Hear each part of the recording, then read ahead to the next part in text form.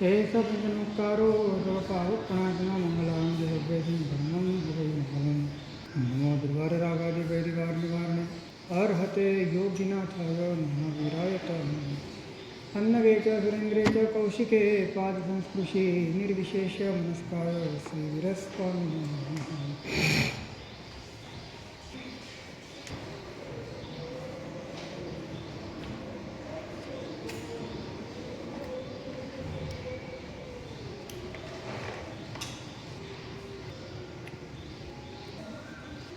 અમે જ્યારે કાંઈ કરવા માંગતા નથી, કાંઈ ન કરવા પણ માંગતા નથી, જે થાય છે તે સ્વયં થાય છે. એ વખતે જે સ્થિતિ બને છે એનું નામ તન્મયતા છે. તમે કાંઈક કરવા માંગો છો, પ્રયત્ન દ્વારા કોઈ પ્રાપ્તિ સુધી પહોંચવા માંગો છો, તમે ગતિ દ્વારા ગંતવ્ય સુધી પહોંચવા માંગો છો, એ કોન્સન્ટ્રેશન છે. પરંતુ તમે કાંઈ જ કરવા માંગતા નથી, તમે ન કરવા માંગો છો એવું પણ નથી, તમે વિશીર્ણ છો. વિશીર્ણ વિખેરાઈ ગયા છે. એટલે કાંઈક કરવા માટેનું કોઈ સંકલનાત્મક ભાવ તમારા મનમાં નથી, કોઈ સંકલિત ભાવ શૃંખલા નથી. બધું જ વિભાજિત છે અને બધું જ શાંત છે. આવી સ્થિતિમાં જે થાય છે તે સ્વયં થાય છે, અને થાય છે એને લઈને પણ તમારું કોઈ પ્રયોજન સિદ્ધ થતું નથી. એમાં પણ તમને કોઈ હરખશોક નથી. આ રીતે પોતે જ્યાં છે ત્યાં ચાલનારી સ્વયં સંચાલિત ધારામાં કોઈ પણ જાતનો હસ્તક્ષેપ કર્યા વિના રહેવું એ તન્મયતા છે.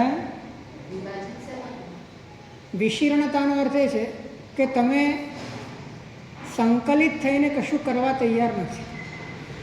ભાવોના આંકડાઓ જોડી આમ કરું તો આમ થાય ને આમ કરું તો આમ થાય, બહુ આગળનું પ્લાનિંગ કરવાનું અને એના ફળ સુધીની વિચારણા કરવાની, આવા ભાવાત્મક સંકલન કરવા માટે તમે તૈયાર નથી. અંદરથી તમે વિશીર્ણ છો, અંદરથી તમે વિખેરાઈ ગયેલા છો. હવે જે પણ ભાવો છે એ ભાવો પણ એના પોતાના પ્રવાહથી, એના પોતાના ઉદયથી, એના પોતાના સંસ્કારથી એની રીતે આવે છે અને જાય છે. સહજ ચાલે છે.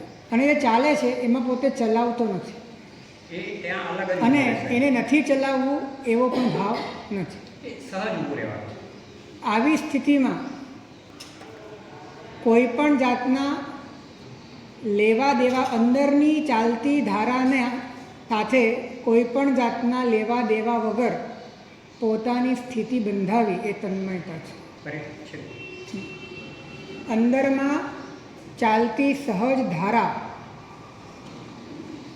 એની સાથેના કોઈ પણ જાતના લેવા દેવા વગર, એટલે કે એમાંથી તમારો કોઈ સ્વાર્થ સધાય એવી કોઈ અંશ માત્ર પણ તમને ધારણા નથી. એટલે પેલા 4 શબ્દો ગાયબ છે. હું, મારું, સારું, ખરાબ. કદાચ એમ કહું કે એ ધારા પણ ચાલી રહી છે. અચ્છા, હું મારું પણ ચાલુ છે. એ પણ ચાલુ છે, કદાચ માની લો. હા હા હા, અપેક્ષા. અપેક્ષા શરૂઆતની ધારા છે, શરૂઆતનો પ્રારંભ છે, એટલે એ પણ ચાલુ છે. અભ્યાસ છે. પરંતુ જે ચાલે છે એમાં પોતે વિશીર્ણતાએ, અસંકલિત રૂપે અને કોઈ પણ જાતના એમાં પોતાના કર્તૃત્વને જોડ્યા વિના કેવળ પોતાની સ્થિતિ રૂપે રહે છે, એ તન્મયતા છે. સ્થિતિ રૂપે તો શું થાય છે કે અંદરમાં ચાલનારા જે પણ ભાવો છે એ ભાવો કરતાં સ્થિતિનું બલવાનપણું થાય છે. અચ્છા, એટલે પેલું પ્રારંભિકમાં રહેશે. સ્થિતિ જેમ જેમ બળવાન બને છે તેમ તેમ અંદરમાં ચાલનારા ભાવોમાં તણાવવાની સંભાવના ઘટતી જાય અને સ્થિતિની પ્રબળતા વધતી. એટલે ભાવો દબાય અને કારણ કે એ ભાવોમાં યોગદાન તમારું જ હતું, એ ભાવોમાં સંકલન પણ તમારું હતું, એ ભાવોમાં વેગ પણ તમારો હતો, એ ભાવોમાં શૃંખલા પણ તમારી હતી. આ બધો જ તમે તમારો વીર્ય, તમારી ચેતના એને સ્થિતિ તરફ તમે ઢાળી દીધી. સ્થિતિ જેમ જેમ બળવાન બનતી ગઈ તેમ તેમ જે ભાવો ઉત્પન્ન થતાની સાથે તમે ઇન્વોલ્વ થતા હતા, હવે એ ભાવો અંદર પેદા તો થાય છે પણ ઇન્વોલ્વમેન્ટ તમારું તૂટી રહ્યું છે. કારણ કે તમે એ ભાવોમાં પણ એક મૂળદાલ બનીને, એક બાઘાની જેમ, એક મૃતપ્રાય વ્યક્તિની જેમ, એક સ્તબ્ધ આકાશની જેમ,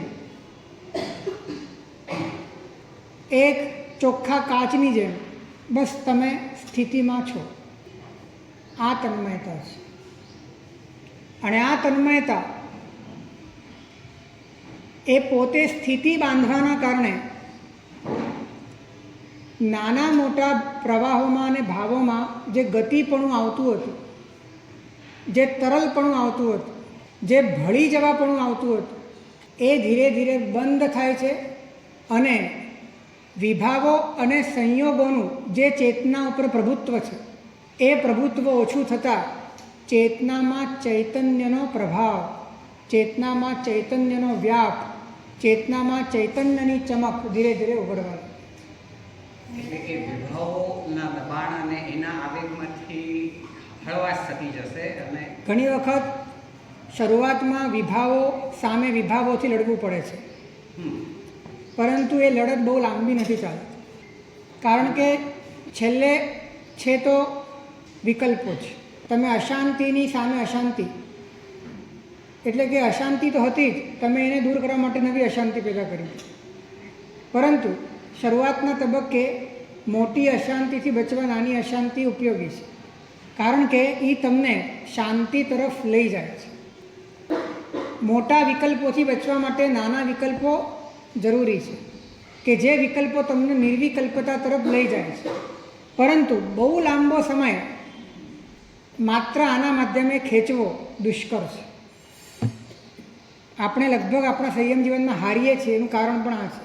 કારણ કે અનંતકાળના સંસ્કારો સામે અનંતકાળમાં ઉત્પન્ન કરેલા દેહ સાથેના તાદાત્મ્યના કારણે, વિભાવો સાથેના તાદાત્મ્યના કારણે વિકલ્પો બહુ સહજ રીતે ઉત્પન્ન થાય છે.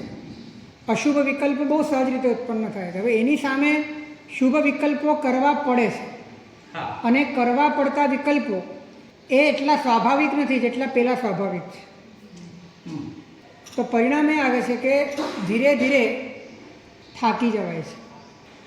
ધીરે ધીરે એક સમય પર આવ્યા પછી હાથ હથિયાર હેઠા મૂકી દેવાનું મન થાય છે. પછી બસ પરમાત્માને પ્રાર્થના કરવાનું મન થાય, અથવા તો જે થશે તે પડશે એવા દેવાસે કરવાનું મન થાય. કારણ કે એની પાસે આ સ્વાભાવિકતાની સામે સહજ સ્વાભાવિકતાનું બળ નથી. જેમ વિભાવો સ્વાભાવિક લાગે છે, એ સ્વાભાવિક એટલા માટે લાગે છે કેમ કે તારું તાદાત્મ્ય ત્યાં છે. ત્યાં છે. હવે જો તારું સહજ તાદાત્મ્ય એટલે કે તારી પોતાની વાસ્તવિક અભેદ સત્તા એ તને અભેદથી અનુભવમાં આવે તો એ આ તાદાત્મ્યનો તોડ છે. લોઢું લોઢાથી કપાય એવી રીતે જે ઠેકાણે તાદાત્મ્યનો ભાવ છે એને કાપવા માટે તાદાત્મ્ય જ કામ લાગશે. આ તાદાત્મ્ય મિથ્યા છે અને સ્વભાવનું તાદાત્મ્ય એ તો વાસ્તવિક છે અને માટે એને તોડી શકશે. અને એ જ્યારે એ વસ્તુ એ શસ્ત્ર જ્યારે હાથમાં આવે છે પછી વાસ્તવિક રીતે ઉત્સાહ વધે છે. અને એ ઉત્સાહ એવો હોય છે કે ગમે તેટલી વિભાવોની મોટી સેના તમારી સામે હોય તો પણ તમે એકલ વીર બનીને તમે એને ખતમ કરી શકો. તમે બ્રહ્માસ્ત્ર છોડી શકો. તમે બ્રહ્મમાં રહી શકો. બ્રહ્મમાં રહેવા માત્રથી બ્રહ્માસ્ત્ર બની જાય છે. વિભાવોની સેના ખતમ થઈ જાય છે. બ્રહ્મ તત્વ એટલે પોતાનું સ્વરૂપ. પોતાના સ્વરૂપમાં રહેવા માત્રથી, પોતાની સ્થિતિમાં રહેવા માત્રથી, એ તન્મયતા આવવા માત્રથી, એ સ્થિતિ આવવા માત્રથી ગમે તેટલી મોટી વિભાવોની સેના એને નિષ્ફળ થયે છૂટકો છે.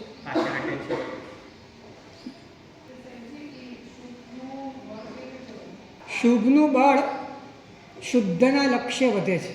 શુભનું બળ સમાઈ જવાની ધારાએ વધે છે. શુભનું બળ પરમાત્મા સ્વરૂપની આંતરિક અણસાર પરોક્ષ અનુભવ અને જાગૃતિથી વધે છે.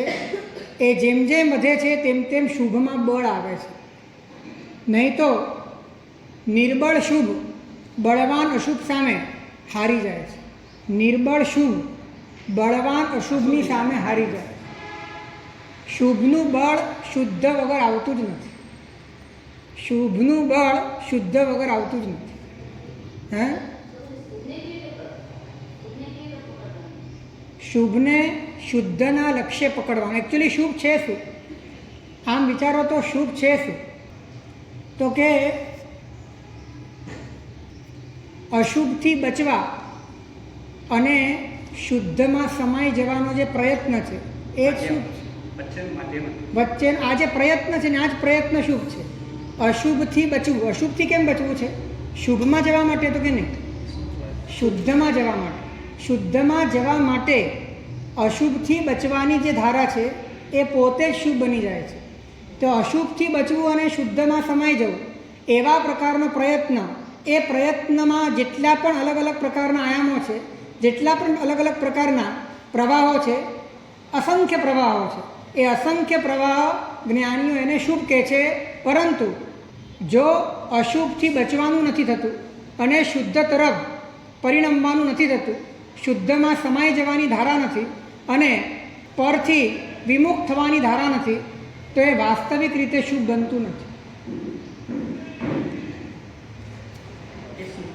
વિષયથી શુભ હોય તે જુદી વાત અને સ્વરૂપથી શુભ હોય તે જુદી વાત. સ્વરૂપથી શુભ કોને કહેવાય? અનુબંધથી શુભ કોને કહેવાય?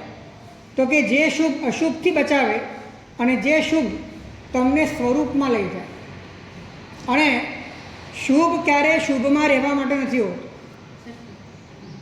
શુભ અશુભથી જે તમને બચાવે અને શુદ્ધમાં તમને જે લઈ જાય એ વાસ્તવિક શુભ છે. શુભ ક્યારે પણ શુભમાં રહેવા માટે નથી હોતું. એમાં જો રહી ગયો તો એ અપેક્ષા એ અશુભ કહેવાશે કે અશુદ્ધમાં રહ્યો કહેવાશે? શુભમાં કોણ રહે છે અને અશુભમાં કોણ રહે છે? શુભ અને અશુભ બંનેમાં રહેવાવાળો એ છે જેને તત્વની સમજણ નથી. જેને તત્વની સમજણ છે એ અશુભમાં નથી રહેતો. એ શુભને સેવે છે પણ શુભમાં નથી રહેતો. શું કીધું? એ અશુભમાં તો નથી જ રહેતો. એ શુભમાં શુભને આદરે છે, શુભની પ્રવૃત્તિ કરે છે, શુભનું સેવન કરે છે, પણ એ શુભમાં નથી રહેતો, રહેવા નથી માંગતો. એને જવું છે સત્વમાં. તો અને શુભ છે એનો તિરસ્કાર તો નથી કરતો, એનો પૂરેપૂરો આદર કરે છે, પરંતુ એ શુભમાં નથી રહેવા માંગતો, એ રહેવા માંગે છે શુદ્ધ. ઢળાન તત્વ તરફનું છે. એનો સંપૂર્ણ ઢાળ, સંપૂર્ણ પ્રવાહ, સંપૂર્ણ વેગ એ શુદ્ધ તરફ છે, અને શુદ્ધ કંઈ તત્કાલે મળવાનું નથી.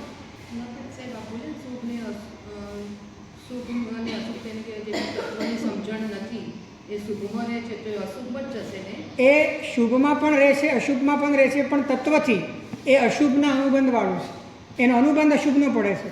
અને જેને તત્વની સમજણ છે એ શુભમાં અશુભમાં પણ નથી રહેવા માંગતો, શુભમાં પણ નથી રહેવા માંગતો, પણ જ્યાં સુધી શુદ્ધ ન મળે ત્યાં સુધી શુભને આદરે છે.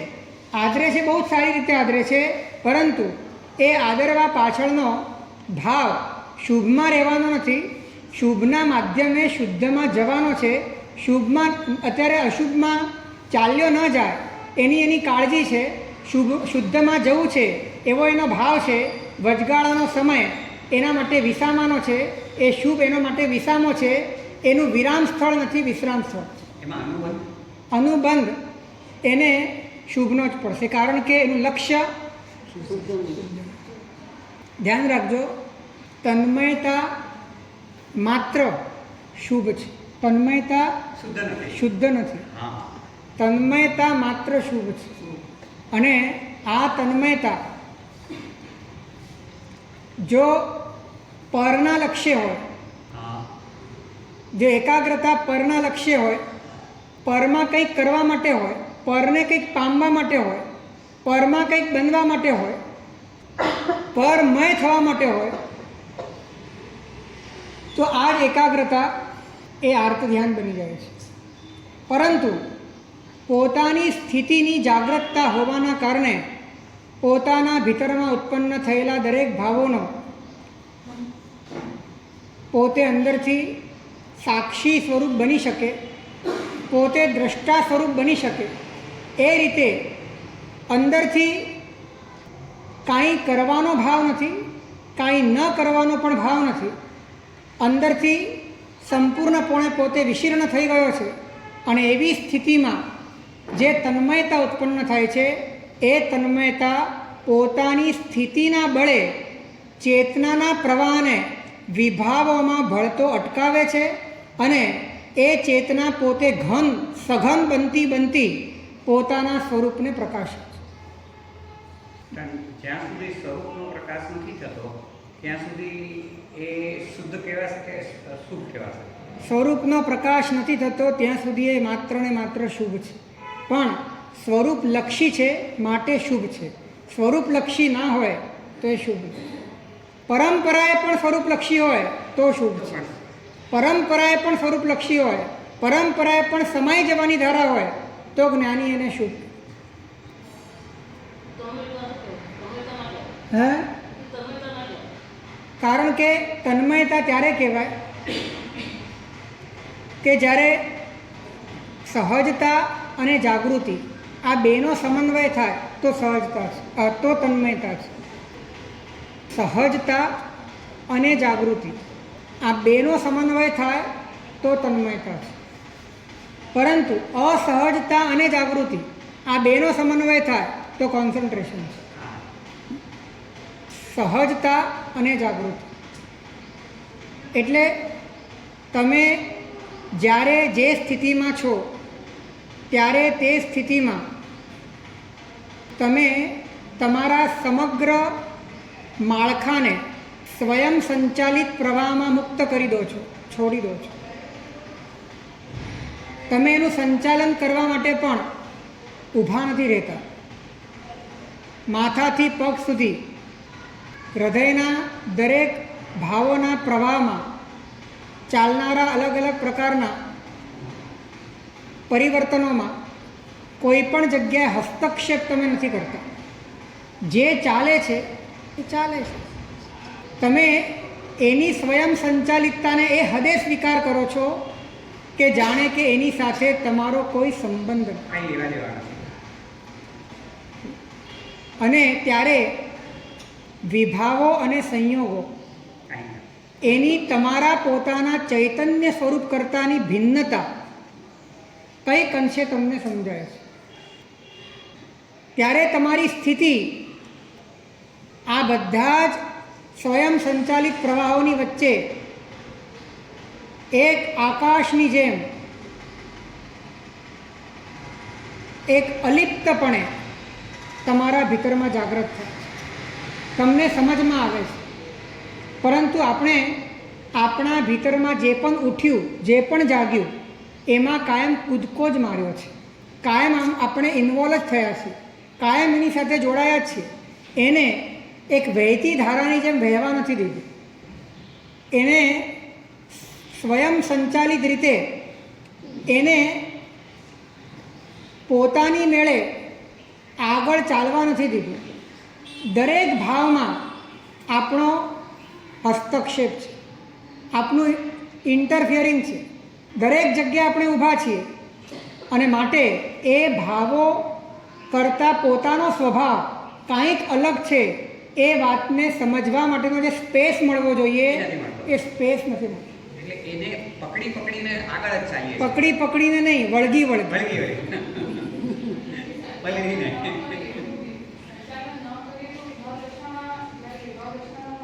વિભાવ દશાના ઉદયમાં જ્યારે તમે એની સાથે જોડાયેલા છો ત્યારે તો ઓલરેડી તમે એનામાં હસ્તક્ષેપ કરી જ રહ્યા છો. કેમ કે તમે જોડાયેલા છો, તમારી એનર્જી એમાં લાગી છે, તમારું વીર્યમાં જોડાયું છે. એટલે જ્યારે તમે જોડાયેલા હો છો ત્યારે તમે એની સ્વયં સંચાલિતતાને જોઈ શકતા જ નથી. અને જ્યારે તમે જુઓ છો ત્યારે તમે જોડાઈ શકતા નથી. આ નિયમ છે. ફરીથી, જ્યારે તમે જોડાયેલા હો છો વિભાવોમાં ત્યારે વિભાવોની સ્વયં સંચાલિતતાને તમે જોઈ શકતા જ નથી. કારણ કે તમે જેની અંદર ખુદ બખુદ અંદર તણાયેલા છો. એટલે તમે હસ્તક્ષેપ કરતા રહેશો. એની પ્રેરણાથી અને તમારી પ્રેરણાથી તે એ બંને વચ્ચેના વિસંવાદ ચાલ્યા કરશે. અંદરમાં વિકલ્પોની ધારા ચાલ્યા કરશે. એટલે કે વિભાવો તમને ખલેલ પહોંચાડશે અને તમે વિભાવોને ખલેલ પહોંચાડશો. ચેતના અસહજપણે જાગૃત થશે, અસહજતા માટે જાગૃત થશે. અને આ જાગૃતિ એ વાસ્તવમાં જાગૃતિ નથી. હકીકતમાં તો એક પ્રકારની તંદ્રા છે. કેમ કે જ્યાં આત્મબોધ નથી, જ્યાં સ્વબોધ નથી, જ્ઞાનીઓ એને જાગૃતિ નથી કહેતા. એટલે ત્યાં કોન્સન્ટ્રેશન છે, ત્યાં ઉત્તેજના છે, ત્યાં એક્સાઇટમેન્ટ છે, આ બધું જ છે. છતાં પણ આત્મબોધ નથી, પોતાની સ્થિરતા નથી, પોતાની સ્થિતિ નથી, પોતે જોઈ શકતો નથી, પોતે ભળ્યા વગર રહી શકતો નથી. માટે જ્ઞાની કહે છે કે એ વાસ્તવમાં આર્ત ધ્યાન છે. જ્યારે તું તારા ભીતરમાં ચાલનારી દરેક વાતને સ્વયં પૂર્ણપણે અંશ માત્ર પણ એમાં કોમ્પ્રોમાઇઝ નહીં, પૂર્ણપણે સ્વયં સંચાલિત રૂપે જુએ છે. જે રીતે આજનું વાતાવરણ સ્વયં સંચાલિત છે. આજે આપણે કોઈ નિર્માણ કર્યું છે આજનું વાતાવરણ? આ વાદળાઓ, આ હવાઓ, આ ઝાડ અને પાંદડાઓનો અવાજ પોતાની મેળે થયું છે. એનો ક્રમ છે, એના ક્રમથી ચાલે છે. તો જેમ બહાર બધું ક્રમથી ચાલે છે એમ તારી ભીતર પણ બધું ક્રમથી ચાલે છે. ભાગ દુખે છે હવે. હા, એક પાર્ટ ઓફ ધ બોડી દુખે છે.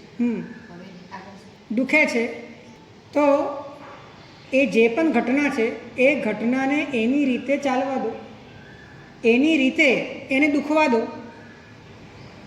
અને એ દુખી રહ્યું છે એને તમે એ રીતે જુઓ કે તમારે એની સાથે કોઈ સંબંધ નથી.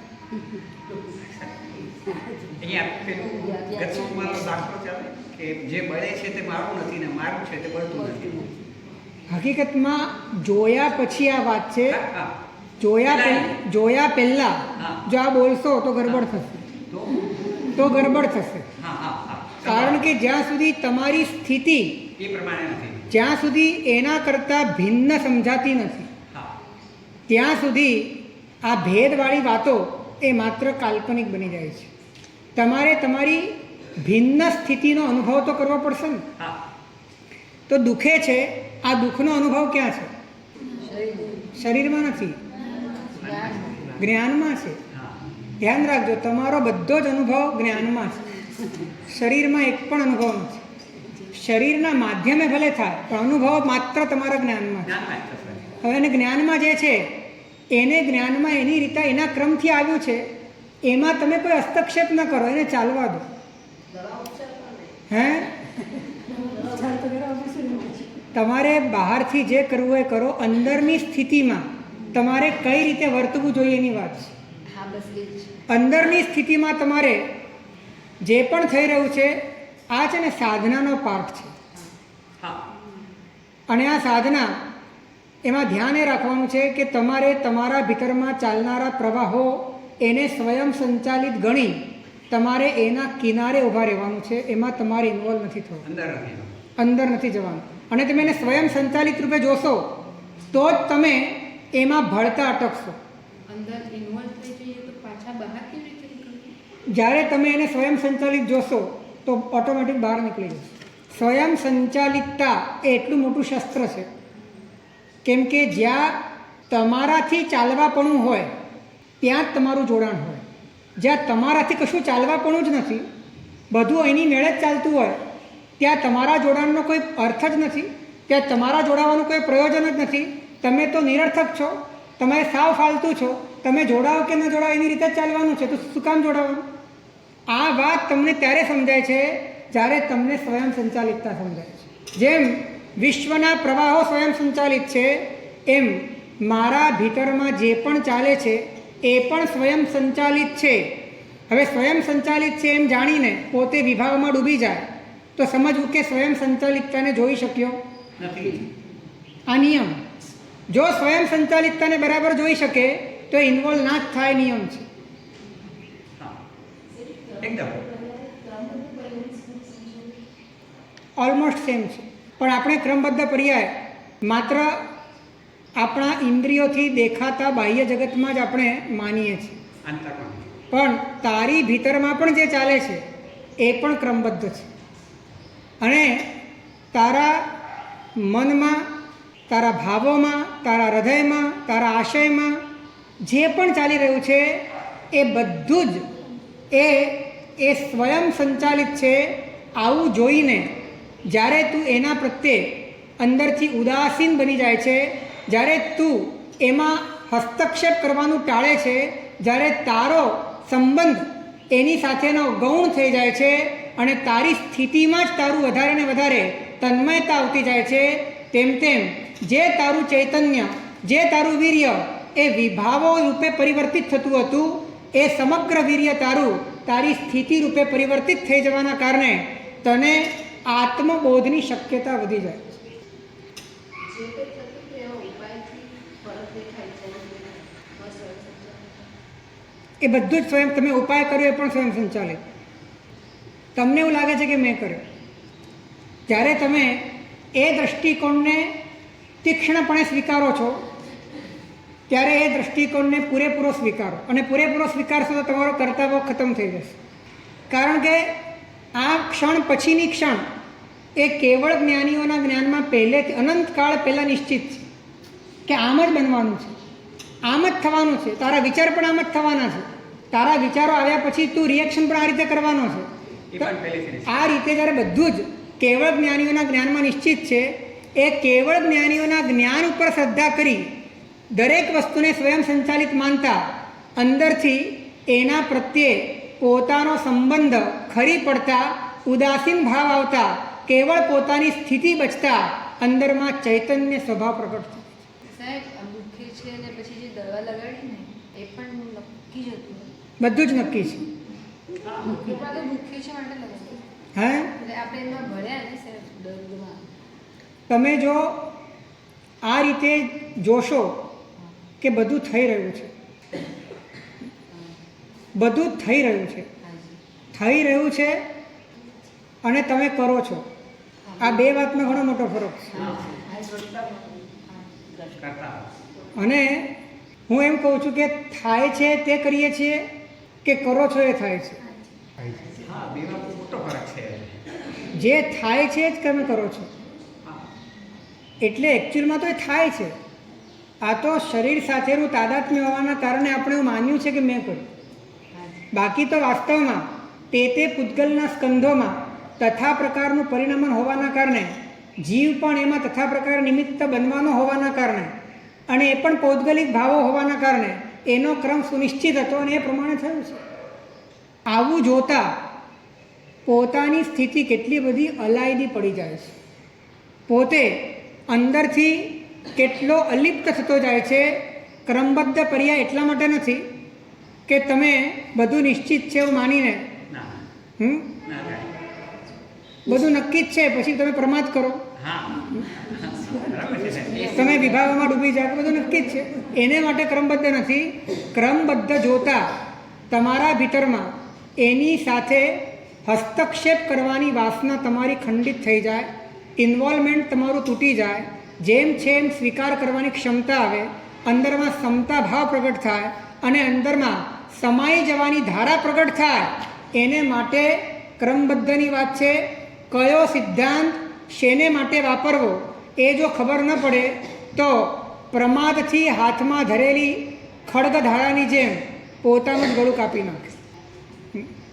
એટલે સ્વયં સંચાલિતતાનો સ્વીકાર પણ હસ્તક્ષેપ ટાળવા માટે છે. સ્વયં સંચાલિતતાની ધારાનો સ્વીકાર એ પણ હસ્તક્ષેપ ટાળવા માટે છે. કોઈ જગ્યાએ હસ્તક્ષેપ નહીં. તમે બેઠા છો તો બેઠા છો, બેઠા છો અને મનમાં કંઈક આવ્યું તો આવ્યું. એ આવ્યું એને તમે જોઈ શકો છો, એને તમે કાંઈ પણ કર્યા વગર જોઈ શકો છો, એમાં ચમચો હલાવ્યા વગર જોઈ શકો છો. કાંઈ જ નથી કરતા તમે અને થઈ રહ્યું છે, થઈ રહ્યું છે, સ્વયં થઈ રહ્યું છે. એ સ્વયં જઈ રહ્યું છે, પાછું કંઈક નવું સ્વયં આવી રહ્યું છે. પણ આ જે પણ થઈ રહ્યું છે એમાં તમે કોઈ ડોળામણ નથી કરતા, ઊંઘળામણ નથી. તમે કાંઈ જ હસ્તક્ષેપ નથી કરતા. તો બનશે શું કે તમે તમારી સ્વતંત્રતાને સમજશો.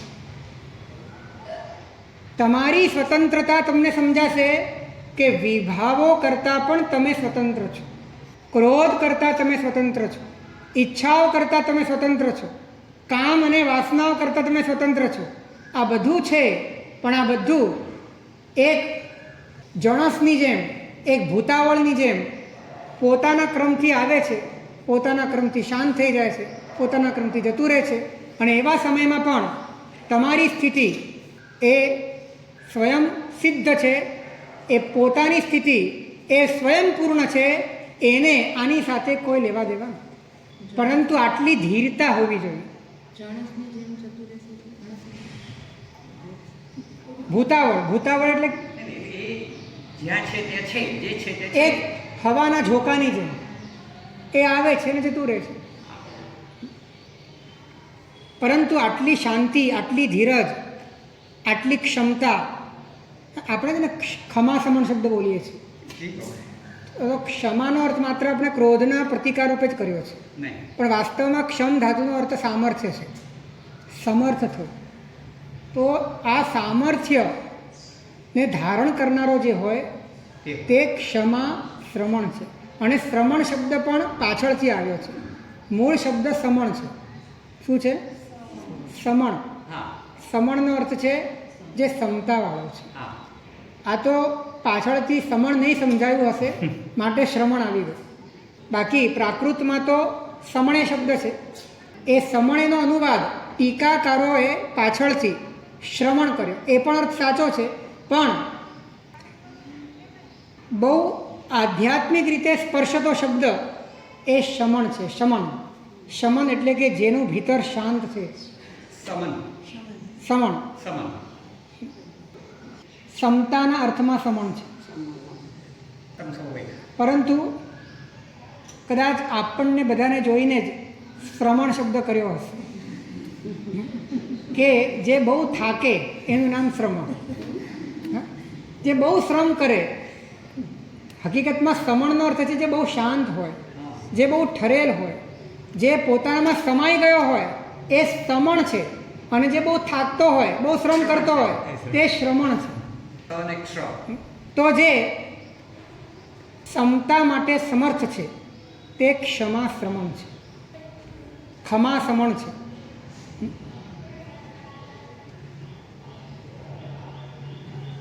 આટલી ધીરજ એયમ ધીરાણ શાસનમ, આ ધીર પુરુષોનું શાસન છે, આ વીર પુરુષોનું શાસન છે. સહેજ અંદરમાં કંઈક જાગે અને આપણે એને જોઈ શકીએ એટલી ધીરતા પણ ન હોય, સીધો અંદર કૂદકો મારી દઈએ, સીધા અંદર ઇન્વોલ્વ થઈ જઈએ, આ આંતરિક ધીરતાનો ભંગ છે. જે પણ થાય એને થવા દો, પણ તમે એનાથી અણછૂતા રહો, તમે એનાથી અસ્પૃષ્ટ રહો, એની સાથે તમારે કંઈ લેવા દેવા નથી. એ સ્થિતિ કાયમ બનાવીને રાખો. આ જ વાસ્તવિક સમણપણું છે, આ જ ક્ષમતા છે. ક્રોધનો ઉદય ન આવે એ નિર્જરા નથી. ઉદય આવે અને ભીતરમાં ઉથલ પાથલ થાય છતાં પણ પોતાની સ્થિતિ ન છોડે, ત્યારે ઉદય નિષ્ફળ થાય. તે સાચી ક્ષમતા થશે. તે સાચી ક્ષમતા છે. ક્ષમતા હોય ત્યાં જ ક્ષમા છે. ક્ષમતા વગર ક્ષમા નથી. ક્ષમા વીરસ્ય ભૂષણ, ક્ષમા વીર પુરુષોનું, સમર્થવાન વ્યક્તિઓનું ભૂષણ છે. સમર્થ્ય એ આંતરિક સામર્થ્યની વાત છે. એટલે ત્યાં ક્ષમાનો અર્થ ક્ષમતા તરીકે કરીને ક્ષમાનો અર્થ આત્મ સામર્થ્ય છે. અને આત્મ સામર્થ્યથી જે સમી ગયો છે, અંદર ઠરી ગયો છે, એ ખમાસમણ છે. આપણે માત્ર ક્રોધના અર્થમાં જ કરીએ છીએ તો શું માનનો પ્રતિકાર, માયાનો પ્રતિકાર, લોભનો પ્રતિકાર, રતિ અરતિનો પ્રતિકાર એ મુનિ નથી કરતા? માત્ર ક્રોધનો જ પ્રતિકાર કરે છે? માત્ર ક્ષમાશ્રમણ છે? ક્ષમાનો અર્થ આત્મ સામર્થ્ય છે. કોઈ પણ પ્રકારના કશાયો હોય, કોઈ પણ પ્રકારનો વિભાવ હોય, એ તમામ વિભાવોની સામે જે પોતાની સ્થિતિમાં રહેતો હોય અને ઉદયમાં ભળતો ન હોય, એ ક્ષમાશ્રમ.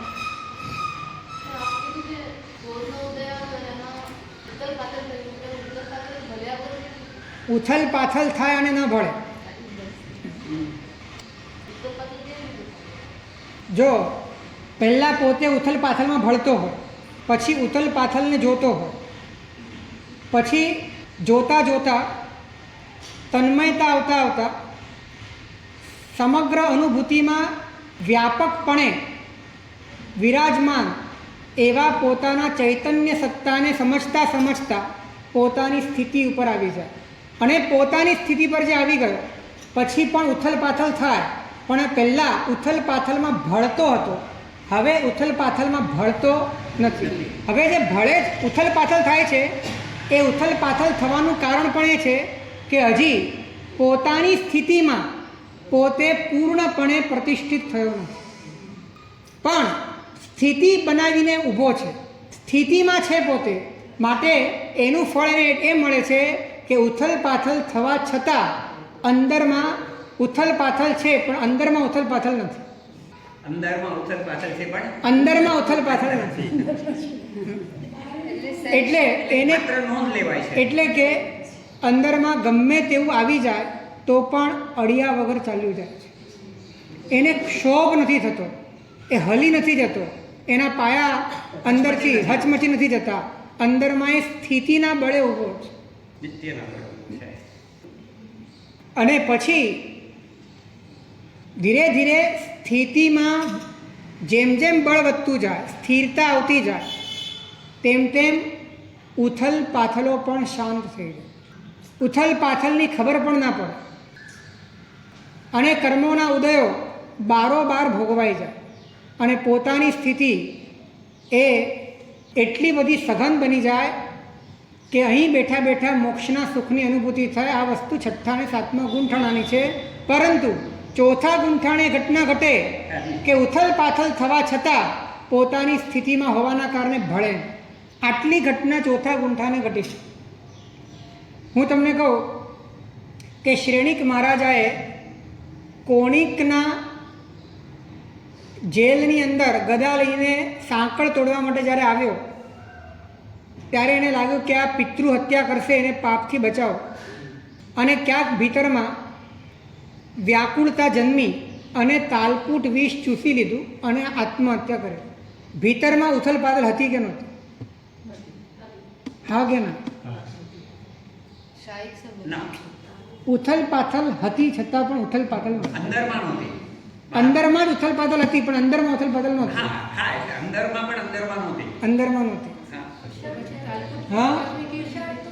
હા, એ અંદરમાં ખાલી. તો પછી તાલકુટ વિષ ખાધું એ કેવી રીતે સાહેબ? જો અવિરતિનો ઉદય છે, એના કારણે પોતાના ભાવોમાં અને પોતાની પ્રવૃત્તિમાં એ ઉથલ પાથલને રોકી નહીં શકે, પણ ઉથલ પાથલમાં ઇન્વોલ્વ ન થઈ શકે એટલી સ્થિતિ એની પોતાની બરકરાર છે. હા, એમનામાં જ અડીખમ ઊભું છે. અડીખમ ઊભો છે. શ્રેણિક મહારાજે જે પણ વિચાર કરતા હતા એને પોતે જોઈ શકતા હતા, હા અને એને જે જોઈ શકતા હતા એ એમનો શુદ્ધ સ્વભાવ ત્યાં પ્રગટેલો હતો. એટલે કે પોતાના અશુભ ભાવોને પણ શુદ્ધ ભાવથી જોઈ શકે, પોતાના અશુભ ભાવને પણ શુદ્ધ ભાવે જોઈ શકે એટલી આંતરિક શુદ્ધિ અંદરમાં પ્રગટ થયેલી હતી. એ જ્ઞાતા અને દ્રષ્ટા ભાવ અંદરમાં વિકસિત થયેલો હતો. હું તમને પૂછું કે કૃષ્ણને જ્યારે ભાવ આવ્યો, શ્રી કૃષ્ણને એ ભાવ જ્યારે આવ્યો કે દ્વૈપાયનનું પેટ ફાડી નાખો અને આખી દ્વારિકા એમાંથી બહાર કાઢો, આમ જોવા જઈએ તો રૌદ્ર ધ્યાન છે, હમ પણ સમ્યક્ત્વ ગયું નથી. ઊભું છે, ઊભું છે. સમ્યક્ત્વ ઊભું છે. હા આ સમયમાં ભીતરમાં ઉથલ પાથલ છે, પણ ભીતરની ભીતર ઉથલ પાથલ નથી. આ સમજવું બહુ કઠિન છે. આ દ્રષ્ટાંતમાં કઠિન છે.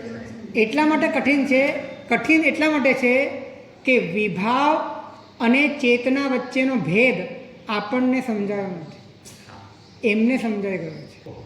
વિભાવ અને સ્વભાવ આ બે વચ્ચેનો ભેદ, અને પોતે સ્વભાવના પક્ષમાં પોતાની અનુભૂતિ કરી રહ્યા છે. વિભાવને ટાળી નથી શકતા, પણ પોતે સ્વભાવમાં રહી શકે છે. આટલી ઉપલબ્ધિ સમ્યક દ્રષ્ટિ આત્માની પાસે હોવાના કારણે આવા વિભાવોની વચ્ચે જે એક વિભાવો સંસાર અનંતો વધારી શકે એવા વિભાવોની વચ્ચે એનાથી સ્પર્શ્યા વગર પોતે એને પાસ કરી શકે, એને પસાર કરી શકે, આટલું સામર્થ્ય. એટલે એ વિભાવોને પણ સ્વભાવમાં રહીને માત્ર જોયા કરે છે. એટલે જોયા કરવું એ પણ સમજવાની વાત છે. આપણે જે રીતે જોઈએ છે એ રીતે જોતા નથી. અંતર એમને એમની સ્થિતિ સમજાઈ ગઈ છે, અને પોતાની સ્થિતિ કરતાં બધું જુદું લાગે છે. આપણે એ રીતે જોઈએ છીએ, આપણા જોવાની પદ્ધતિ પણ બહુ વિચિત્ર છે.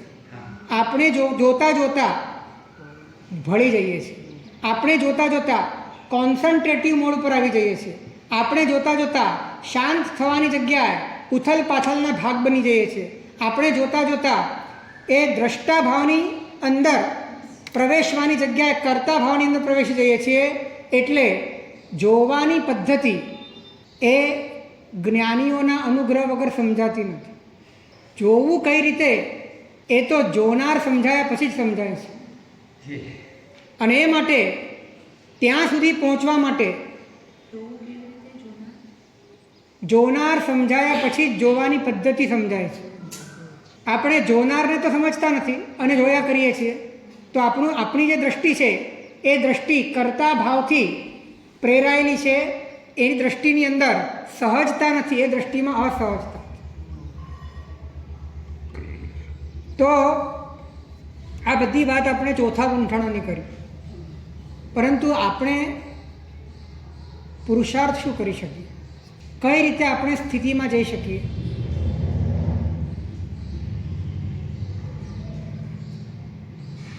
આપણા ભીતરમાં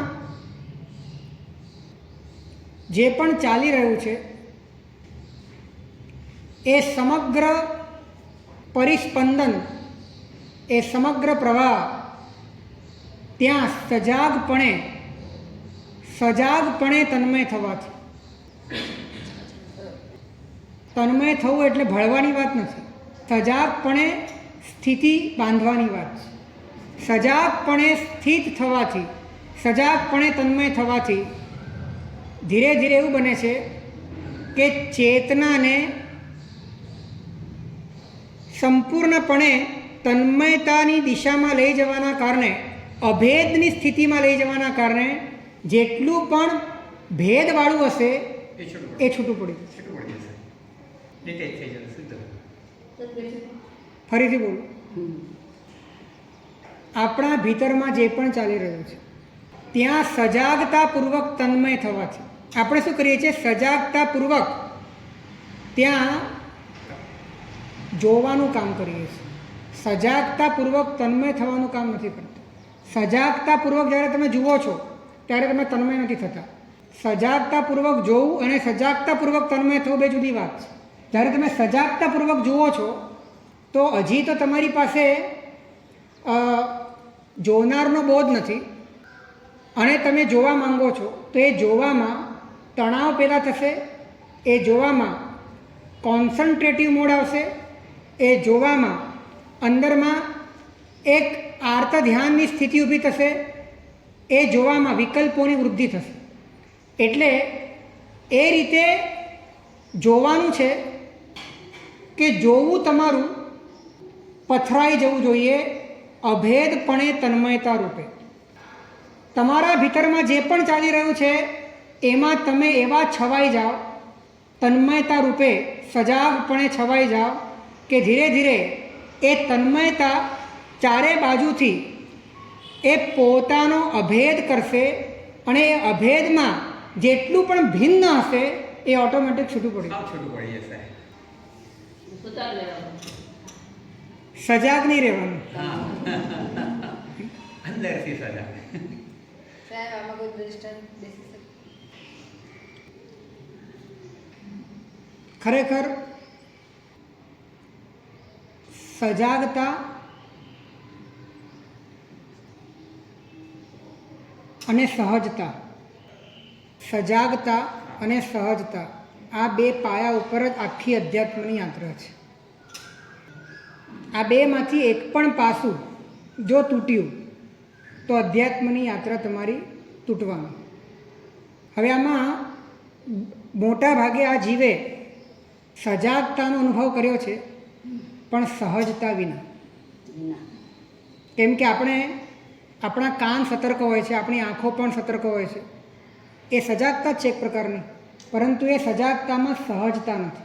એ સજાગતા બધી એ એક્સાઇટમેન્ટવાળી છે, કોન્સન્ટ્રેશનવાળી છે, એ સજાગતા પરલક્ષી છે. સજાગતા હોય પણ એક્સાઇટમેન્ટ ન હોય, સજાગતા હોય પરંતુ કોઈ ઉત્તેજના ન હોય, સજાગતા હોય પરંતુ કોઈ કોન્સન્ટ્રેટિવ મોડ ન હોય, સજાગતા હોય શાંતતા હોય, સજાગતા હોય તન્મયતા હોય, સજાગતા હોય પરંતુ ભીતર બહુ જ સહજ હોય. આ રીતની સજાગતા એ તમને તમારા આત્મારામની ભેટ તમને આપી છે. આ બે વસ્તુનું સંમિલન બહુ અઘરું છે. સજાગતા પણ હોય, સહજતા પણ.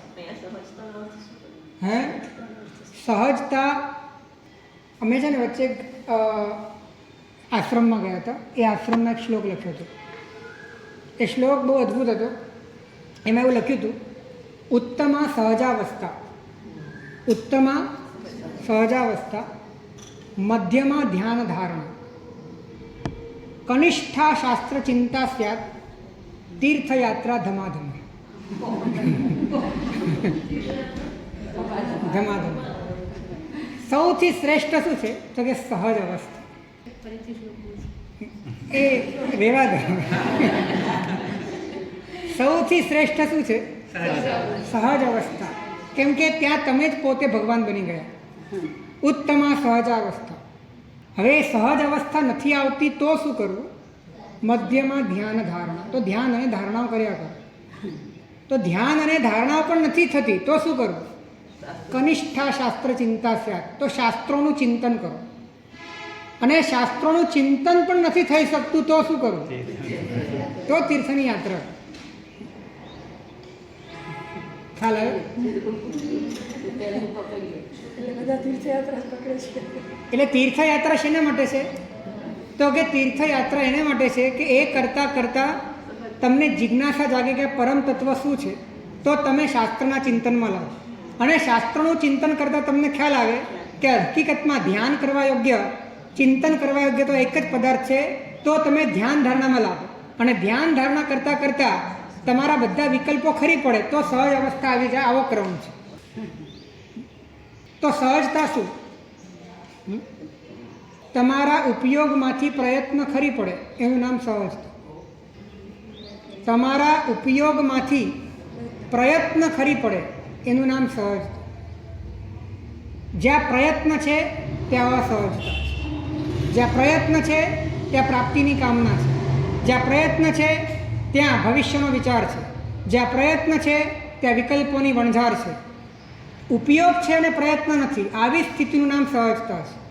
ઉપયોગ છે પણ પ્રયત્ન નથી, આવી સ્થિતિનું નામ સહજતા છે. એટલે ઉપયોગની સ્થિરતા. હા, અને એવી સહજતા હોવા છતાં ઉપયોગમાં સભાનતા પણ છે.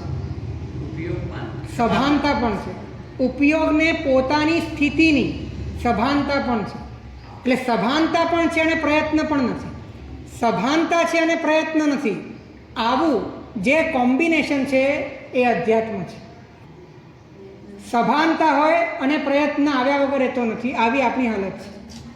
સભાનતા પ્રયત્ન માટે જ આવે છે, પ્રયત્નથી સભાનતા આવે છે. સભાનતાનું ફળ પ્રયત્ન હોય છે. અનંતકાળથી આપણે સભાનતાને કર્તા ભાવ સાથે જોડ્યો છે. પણ સભાનતા હોય અને પ્રયત્ન શૂન્યતા હોય, કેવળ ઉપયોગ હોય અને ઉપયોગની સભાનતા હોય, ઉપયોગમાં પ્રયત્ન ન હોય, ઉપયોગમાં અજાગૃતિ ન હોય, ઉપયોગ રૂપે જીવંત હોય, ઉપયોગ રૂપે જાગ્રત હોય અને અંતરમાં કોઈ પણ પદાર્થની સાથેનું જોડાણ ન હોવાના કારણે એ ઉપયોગ નિરાકુળ સ્થિતિએ, અવ્યાબાદ સ્થિતિએ, પરિપૂર્ણ સ્થિતિએ પોતાની સત્તાને અનુભવતો, પોતાના આસપાસમાં, પોતાના ભીતરમાં જાગતા જેટલા પણ વિભાવો છે એ તમામ વિભાવોની સાથે ભળ્યા વગર એ તમામ ઉથલ પાથલનો દ્રષ્ટા અને સાક્ષી બની શકે એટલી ક્ષમતા આવા ઉપયોગમાં આવે છે. આને પ્રેક્ટિકલી આપણે કઈ રીતે અભ્યાસમાં લાવી શકીએ, આ તન્મયતાને પ્રેક્ટિકલી કેવી રીતે જીવનમાં લાવી શકીએ એ વાત કાલે કરશું.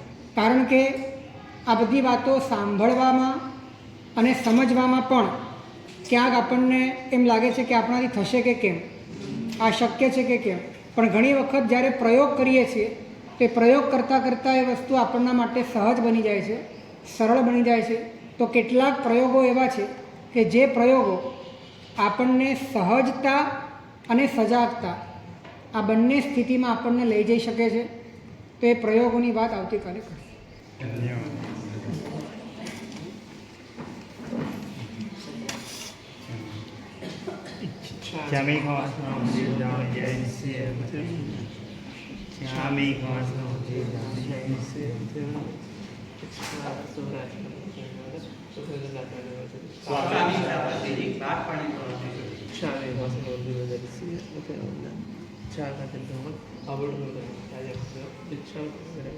Jangan pada waktu mana macam ala masalah macam masalah પરિણામ શું મારવા તુબે જાણો અવધાન ઈચ્છા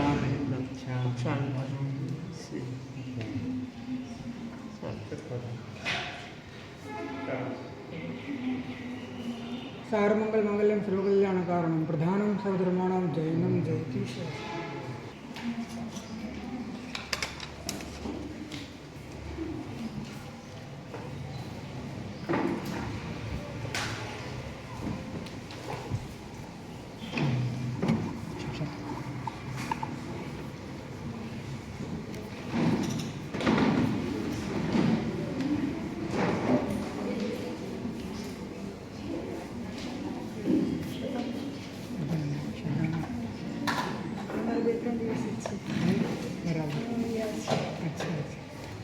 કરવો છે દિવસ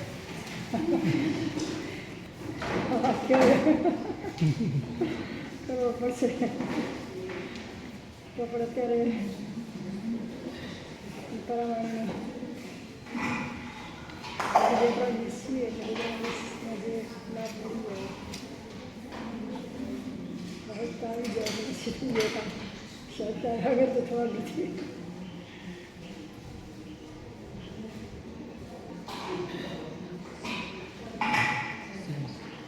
શાંતિથી લઈ શકો, શાંતિથી આત્મશુદ્ધિ